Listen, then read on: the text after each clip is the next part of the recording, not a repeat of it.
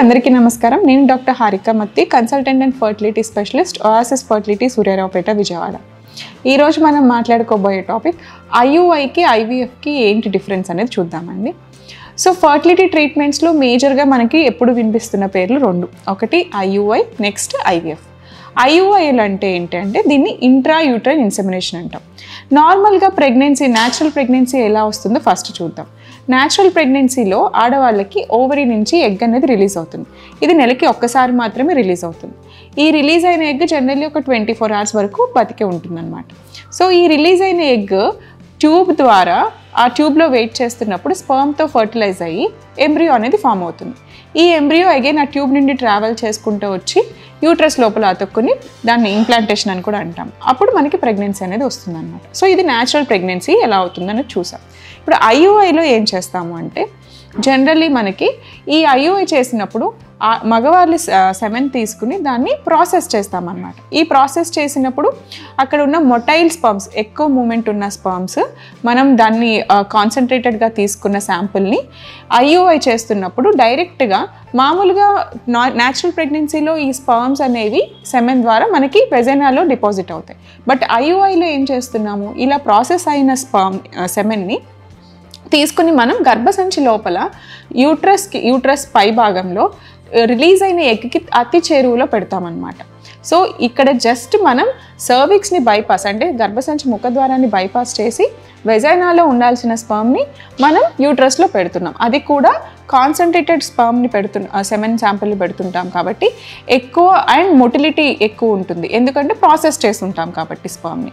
So this is almost similar to natural process. ఎందుకు అంటే ఇక్కడ ఆ ఎగ్ అనేది రిలీజ్ అవుతుంది, రిలీజ్ అయిన ఎగ్ స్పర్మ్ దానంతట అదే ఫర్టిలైజ్ అవుతుంది, అదే ఎంబ్రియో ఫామ్ అవుతుంది అండ్ ఎంబ్రియో వచ్చి యూట్రస్లో ఇంప్లాంట్ అవుతుంది.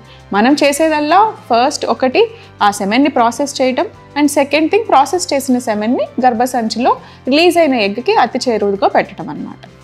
సో ఈ రెండు పద్ధతి ద్వారా ఐయుఐకి న్యాచురల్ ప్రెగ్నెన్సీ కన్నా కంపేర్ చేసుకుంటే కొంచెం బెటర్ సక్సెస్ రేట్ అనేది ఉంటుంది.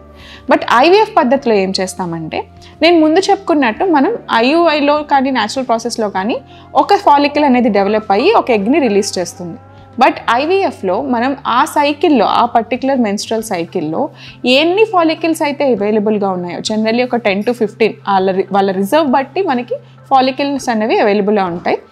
ఆ అవైలబుల్గా ఉన్న ఫాలికల్స్ అన్నిటిని మనం ఇంజెక్షన్స్ ద్వారా గ్రో చేసి ఆ ఫాలికల్స్ లోపల ఉన్న ఎగ్స్ అన్నిటిని మనం ఒక నీడిల్ ద్వారా బయటకు తీసి అది మైక్రోస్కోప్లో చూసినప్పుడు దాని ఎగ్ క్వాలిటీ ఎలా ఉంది అన్నీ చూసుకుని అలా ఉన్న ఎగ్స్లో మెచ్యూర్ ఎగ్స్ని ఏవైతే మెచ్యూర్ అయినాయో వాటిని మాత్రమే మనం స్పర్మ్ని ఫర్టిలైజ్ చేస్తామన్నమాట.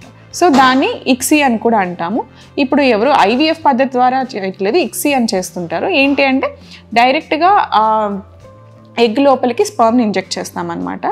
సో దీన్నే ఇక్సీ అంటాం. ఇలా ఇంజెక్ట్ చేసిన తర్వాత ఆ ఎగ్ ఫర్టిలైజ్ అయిన తర్వాత దాన్ని ఎంబ్రియో కింద గ్రో చేస్తాం.